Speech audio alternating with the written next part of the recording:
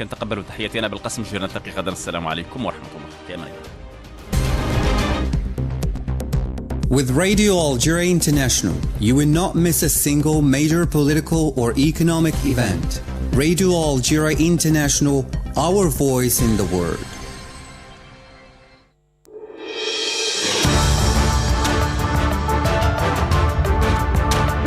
This is the English service of Radio Algeria International. It's time for the news. The President of the Republic, Abdelmadjid Tebboune, has received the Tunisian Minister of Foreign Affairs, Migration and Tunisians Abroad, Mohamed Ali Al-Nafti, here in Algiers. And the International Trade Union Forum of Solidarity with the Sahrawi people is taking place in the Sahrawi refugee camps in Auserd in the presence of Sahrawi President Brahim Ghali and several unions from different continents. A new series of airstrikes have been carried out by the Israeli occupation forces against the Gaza Strip, targeting mainly the territory's northern region. And those were the major developments. Asia Bakar, good afternoon. First, in our news, the President of the Republic, Abdelmadjid Tebboune, has received the Tunisian Minister of Foreign Affairs, Migration and Tunisians Abroad, Mohamed Ali Nafti, here in Algiers. Following his meeting with the Algerian President, the Tunisian diplomacy chief affirmed that his country maintained brotherly relations with Algeria, noting that the two countries share a common desire to build a future based on mutual interest and the preservation of security and stability in the region. I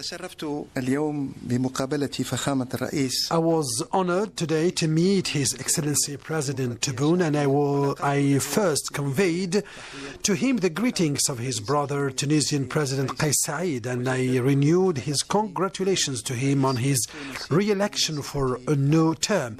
I wish him all the success and also progress and development for the Algerian people.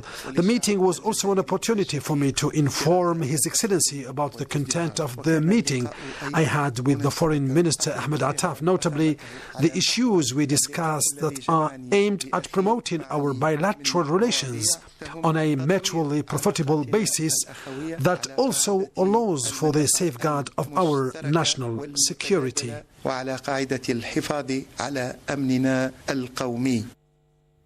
The Tunisian minister noted that he had the opportunity to benefit from the guidance of the President of the Republic on the preservation of historical relations between Algeria and Tunisia. Meanwhile, the Algerian Minister of Foreign Affairs and National Community Abroad, Ahmed Attaf, said he discussed with his Tunisian counterpart the situation in neighboring countries and ways and means of strengthening efforts to restore security and stability in the region.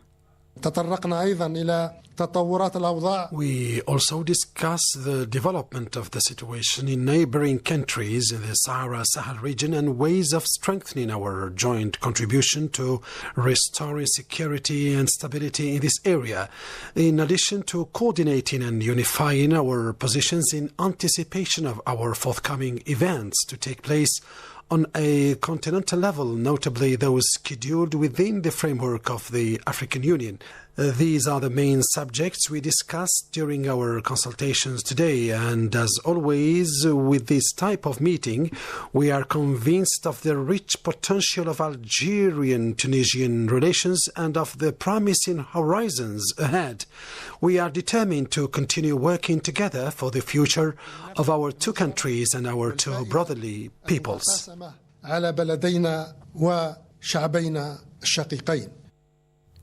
Let's know that the rector of Jamia Al-Jazair, or the Algiers Grand Mosque, Mohammed Ma'moun Al-Qasimi Al-Husseini, received yesterday, Sunday, the Tunisian diplomacy chief, Mohamed Ali Al-Nafti.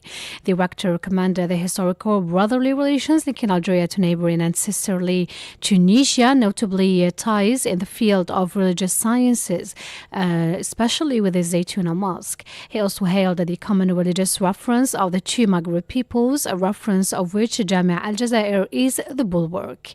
The Tunisian minister, for his part, congratulated Algerian government and the people for this institution, highlighting its role in strengthening the religious background of future generations.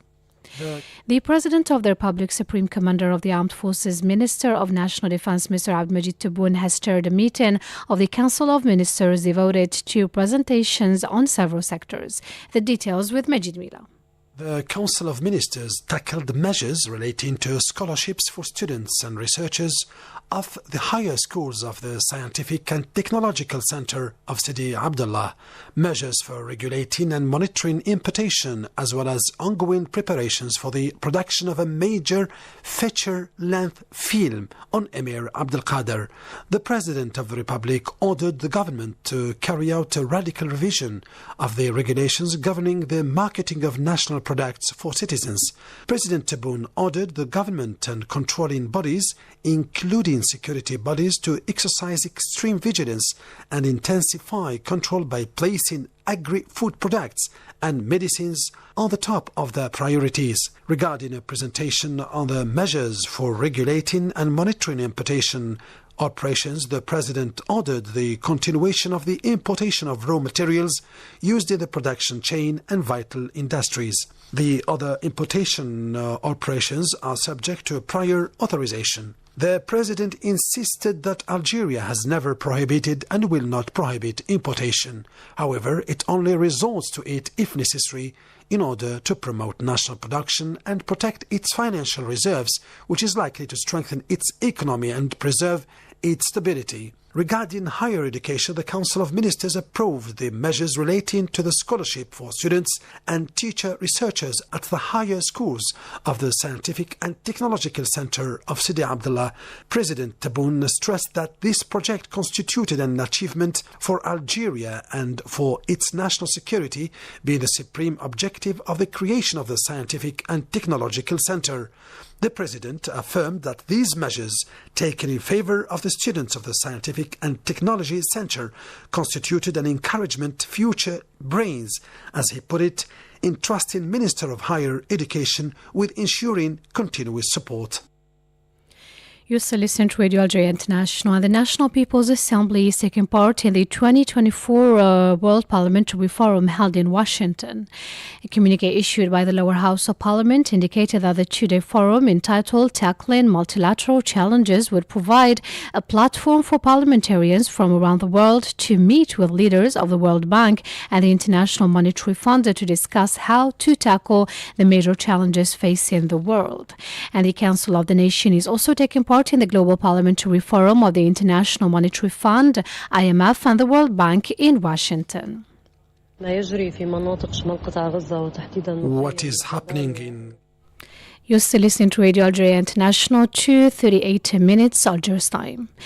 The Higher Council for Youth and the UNICEF office in Algeria have signed here in Algiers a partnership agreement paving the way for a joint action plan between the two bodies. A communique issued by the Council stated that Speaker of the CSJ, Mustafa Hidawi, received the head of the UNICEF office in Algiers or in Algeria, Katarina Johansson, as part of the close cooperation existing between the CSJ and its various partners. During the meeting, an agreement was signed allowing for the empowerment of young people in various vital areas such as climate. The International Trade Union Forum of Solidarity with the Sahrawi people is taking place in the Sahrawi refugee camps in Auserd as part of the celebration of the 50th anniversary of the creation of the General Union of Sahrawi Workers in the presence of Sahrawi President Brahim Ghali and several unions from different continents. More than 45 unions from 21 countries are taking part in the forum with more than 150 delegates, including the General Union of Algerian Workers and the Organization of African Trade Union Unity, in addition to the participation of 250 Sahrawi delegates. You're still listening to Radio Algeria International and to the Middle East. And now a new series of airstrikes has been carried out by the Israeli occupation against the Gaza Strip, targeting mainly the territories northern the region. Palestinian sources affirmed that at least 18 people were killed in the northern areas of Jabalia and Beit Lahia, as well as Khan Yunis in the southern part of the enclave.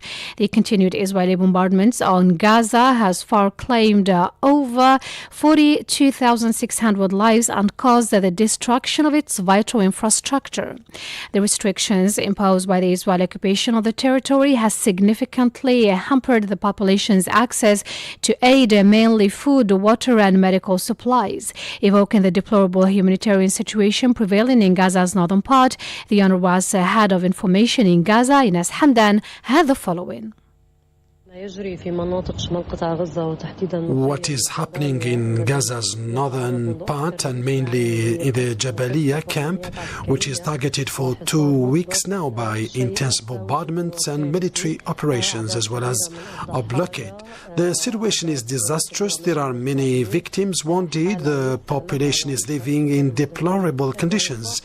What exacerbates the humanitarian situation is the refusal of any requests made by the UN to enter these areas to provide support and medical assistance and to allow in the necessary aid as the population is lacking food, water and medical care. This came as U.S. Secretary of State Antony Blinken is on his way back today to the Middle East to try and secure a ceasefire in Gaza. Blinken, whose visit is the 11th of the kind since the Israeli launched attacks on Gaza, has been striving, but in vain, to put a halt to the conflict in Gaza, marking issue of the ongoing U.S. presidential campaign. Meanwhile, Palestine has called for an urgent meeting of the Arab League to examine the Israeli escalation in Gaza. You still listen to Radio Algeria International and to the U.S. now. With the U.S. presidential election just over 2 weeks away, the Democrat Kamala Harris visited 2 churches on Sunday, while her Republican rival Donald Trump visited McDonald's, where he again accused Harris of lying about having previously worked at the fast food chain. Both candidates were scrambling for votes in the most competitive states, with Harris, U.S. Vice President, appealing to early voters in Georgia and Trump, the former president, campaigning in Pennsylvania ahead of the November 5th election. Harris highlighted the heroism of those who responded to Hurricane Helene, which caused deaths and destruction in Florida earlier this month. She drew a contrast between her vision for America and the harsh rhetoric of the current political climate, although she did not mention Trump by name. Former U.S. President Trump said the McDonald's visit was intended in part as a jab at Harris, who says she worked at the fast food chain during her college years in California. Trump claims Harris never worked there, but has provided no evidence to back that up. Harris' spokesperson said the stunt was a sign of Trump's desperation. You're still listening to Radio Algeria International, 2:43 minutes Algiers time, and back to national news. During the Council of Ministers, the President of the Republic gave instructions for the launch of an international call for tenders for the production and direction of a feature-length film to give this project a universal dimension. The call came to shed light on the life and achievements of Emir Abdelkader in terms of building contemporary Algeria, his international influence, as well as his efforts to protect minorities throughout the world. In this context, I invite you now to listen to an interview conducted by Jamal Salmani with a representative of Al-Qadar Foundation, which seeks to promote the values and principles of Emir Abdelkader. Let's listen to the interview.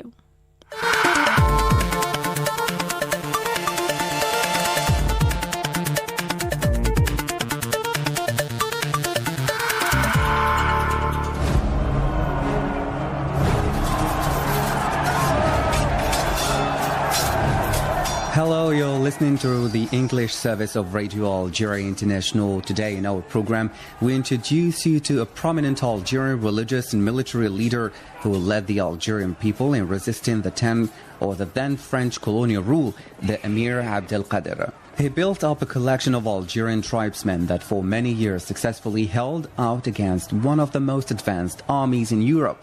His consistent regard for what would now be called human rights, especially as regards his Christian opponents, drew widespread admiration, and a crucial intervention to save the Christian community of Damascus from a massacre in 1860 brought honors and awards from around the world. Emir Abdelkader was born near the town of Mascara here in Algeria Algeria in 1808 to a family of religious aristocracy. The Emir Abdelkader died in Damascus on the 26th of May 1883 and was buried near the great Sufi Ibn Arabi in Damascus.